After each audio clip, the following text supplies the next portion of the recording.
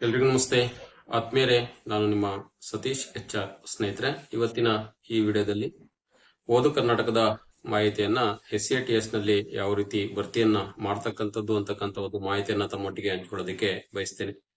ಯಾರೆಲ್ಲ ಇದೇ ಮೊದಲ ಬಾರಿಗೆ ಸೃಷ್ಟಿ ಸಿಂಚನ ಯೂಟ್ಯೂಬ್ ಚಾನಲ್ ಅನ್ನ ವೀಕ್ಷಣೆಯನ್ನ ಮಾಡ್ತಿದ್ದೀರಾ, ಸಬ್ಸ್ಕ್ರೈಬ್ ಆಗಿ ಇದೇ ರೀತಿಯ ಸಾಕಷ್ಟು ವಿಡಿಯೋಗಳನ್ನ ವೀಕ್ಷಿಸಿ ಅಂತೇಳಿ ತಮ್ಮಲ್ಲಿ ಕೇಳ್ಕೊಳ್ತಾ, ಓದು ಕರ್ನಾಟಕ ಅಂತಕ್ಕಂಥದ್ದು 4 ಮತ್ತು 5ನೇ ತರಗತಿ ವಿದ್ಯಾರ್ಥಿಗಳಿಗೆ ಅನುಷ್ಠಾನವನ್ನ ಮಾಡಿರ್ತಕ್ಕಂಥ ಒಂದು ಪ್ರೋಗ್ರಾಮ್ ಮತ್ತು ಆಕ್ಟಿವಿಟೀಸ್ ಆಗಿದೆ ಅಂತಕ್ಕಂಥದ್ದು. ಸೊ ಇದನ್ನ ನಾವು 60 ದಿನಗಳ ಕಾಲ ಶಾಲಾ ಹಂತದಲ್ಲಿ ನಿರ್ವಹಣೆಯನ್ನ ಮಾಡಬೇಕಾಗುತ್ತೆ. ಇದಕ್ಕೆ ಒಬ್ರು ನೋಡಲ್ ಟೀಚರ್ಸ್ ಅವರು ಕೂಡ ನೇಮಕಗೊಂಡಿರ್ತಾರೆ ಅಂತಕ್ಕಂಥದ್ದು, ಅವರಿಗೆ ತರಬೇತಿಯೂ ಕೂಡ ಆಗಿರುತ್ತೆ ಅಂತಕ್ಕಂಥದ್ದು. ಸೊ ಓದು ಕರ್ನಾಟಕಕ್ಕೆ ಸಂಬಂಧಪಟ್ಟಂತೆ ಈಗಾಗಲೇ ನಾವು ಫೈನಲ್ ಸ್ಟೇಜ್ ಅಲ್ಲಿ ಇದೀವಿ. ಅಂದ್ರೆ ಫೈನಲ್ ಅಸೆಸ್ಮೆಂಟ್ ಏನಿದೆ ಅದನ್ನ ನಾವು ಎಂಟ್ರಿಯನ್ನ ಮಾಡಬೇಕಾಗುತ್ತೆ ಅಂತಕ್ಕಂಥದ್ದು. ಈ SATS ಲಾಗಿನ್ ಅಲ್ಲಿ ನಾವು 3 ಹಂತದ ಅಸೆಸ್ಮೆಂಟ್ ಏನಿದೆ, base line assessment, middle level assessment and final assessment ನ ನಾವು ಫಿಲ್ ಅನ್ನ ಮಾಡಬೇಕಾಗುತ್ತೆ ಅಂತಕ್ಕಂಥದ್ದು. ಸೊ ಅದಕ್ಕೆ ತಾವೆಲ್ಲರೂ ಕೂಡ DSAT SATS ಅಲ್ಲಿ ಲಾಗಿನ್ ಆಗಬೇಕಾಗುತ್ತೆ.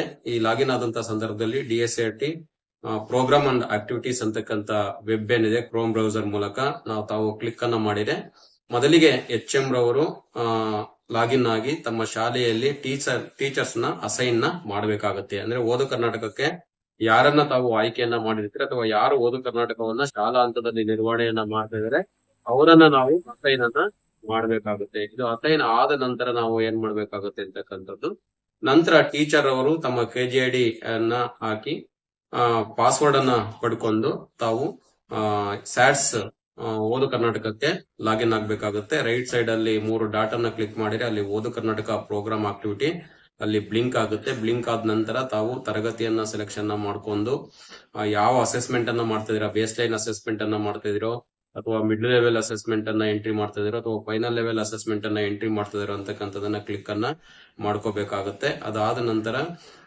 ತಾವು ಎಲ್ಲ ಸರ್ಚ್ ಆಪ್ಷನ್ ಅನ್ನ ಕೊಟ್ಟಾದಂತ ಸಂದರ್ಭದಲ್ಲಿ 4ನೇ ತರಗತಿ ಅಥವಾ 5ನೇ ತರಗತಿ ಯಾವ್ದನ್ನ ತಾವು ಆಯ್ಕೆಯನ್ನ ಮಾಡ್ಕೊಂಡಿರ್ತೀರ ಆ ವಿದ್ಯಾರ್ಥಿಗಳ ಒಂದು ಕ್ರಮ ಸಂಖ್ಯೆ, ವಿದ್ಯಾರ್ಥಿಗಳ ಹೆಸರು, ಸ್ಯಾಟ್ಸ್ ನಂಬರು, ಮತ್ತೆ ಯಾವ ಒಂದು ಇದನ್ನ ಬಳಸಿದಿರ ಅಂತಕ್ಕಂಥದ್ದು. ಓದು ಕರ್ನಾಟಕದ ಮೌಲ್ಯಮಾಪನಕ್ಕೆ ಏನು 4 ಕಲಿಕಾ ಹಾಳೆಗಳನ್ನ ಕೊಟ್ಟಿದ್ರು ಆ ಹಾಳೆಗಳಲ್ಲಿ ಮೊದಲನೇ ಹಾಳೆಯನ್ನ ಬಳಸಿದಿರೋ, 2ನೇ ಹಾಳೆಯನ್ನ ಬಳಸಿದಿರೋ, 3ನೇ ಹಾಳೆಯನ್ನ ಬಳಸಿದಿರೋ, 4ನೇ ಹಾಳೆಯನ್ನ ಆ ಮಗುವಿಗೆ ಬಳಸಿದಿರೋ ಅಂತಕ್ಕಂಥದನ್ನ ಫಿಲ್ ಮಾಡ್ಬೇಕಾಗುತ್ತೆ. ನಂತರ ಅಲ್ಲಿ ಫಿಲ್ ಮಾಡಿದ ನಂತರ ಬೇಸ್ ಲೈನ್ ಸ್ಟಡಿ ಯಾವ್ದನ್ನ ಮಾಡ್ತಿದೀರ ಅನ್ನೋದನ್ನ ಆಯ್ಕೆಯನ್ನ ಮಾಡ್ಕೋಬೇಕಾಗುತ್ತೆ.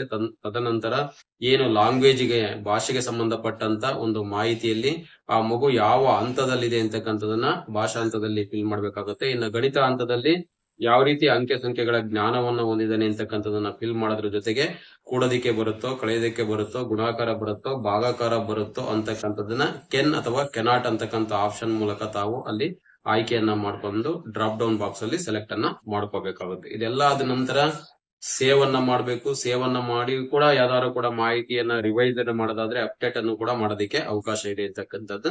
ಫೈನಲಿ ತಾವು ಸೇವ್ ಮಾಡಿ ಅಪ್ಡೇಟ್ ಅನ್ನ ಮಾಡಿ ಎಲ್ಲ ಮುಗಿದಾಗಿದೆ ಅಂತಕ್ಕಂಥದ್ದು ಕನ್ಫರ್ಮ್ ಆದ ನಂತರ ತಾವು ಫೈನಲ್ ಸಬ್ಮಿಟ್ ಅನ್ನ ಕೊಟ್ರೆ ಅಲ್ಲಿ HM ಲಾಗಿನ್ ಗೆ ಹೋಗುತ್ತೆ. HM ಲಾಗಿನ್ ಅವರು ವೀಕ್ಷಣೆಯನ್ನ ಮಾಡಿ ತಮ್ಮ ಶಾಲಾ ಹಂತದ ರಿಪೋರ್ಟ್ ಅನ್ನ ಅವರು ಏನ್ ಮಾಡಬಹುದು, ಡೌನ್ಲೋಡ್ ಅನ್ನ ಮಾಡ್ಕೋಬಹುದಾಗಿರುತ್ತೆ ಅಂತಕ್ಕಂಥ ಒಂದು ಮಾಹಿತಿನ ತಮ್ಮೊಟ್ಟಿಗೆ ಹಂಚ್ಕೊಳ್ತಾ, ಇದಾಗಿತ್ತು ಓದು ಕರ್ನಾಟಕಕ್ಕೆ ಸಂಬಂಧಪಟ್ಟಂತ ನನಗೆ ತಿಳಿದಿರ್ತಕ್ಕಂಥ ಮಟ್ಟಿಗೆ ಮಾಹಿತಿ ಅಂತಕ್ಕಂಥದನ್ನ ತಮ್ಮೊಟ್ಟಿಗೆ ಹಂಚ್ಕೊಳ್ತಾ, ಮತ್ತೊಮ್ಮೆ ಯಾರೆಲ್ಲ ಇದೇ ಮೊದಲ ಬಾರಿಗೆ ಸೃಷ್ಟಿ ಸಿಂಚನ ಯೂಟ್ಯೂಬ್ ಚಾನಲ್ ಅನ್ನ ವೀಕ್ಷಣೆಯನ್ನ ಮಾಡ್ತೀರಾ, ಸಬ್ಸ್ಕ್ರೈಬ್ ಆಗಿ ಇದೇ ರೀತಿಯ ಸಾಕಷ್ಟು ವಿಡಿಯೋಗಳನ್ನ ವೀಕ್ಷಿಸಿ. ಎಲ್ರಿಗೂ ಕೂಡ ನಮಸ್ತೆ, ಧನ್ಯವಾದಗಳು.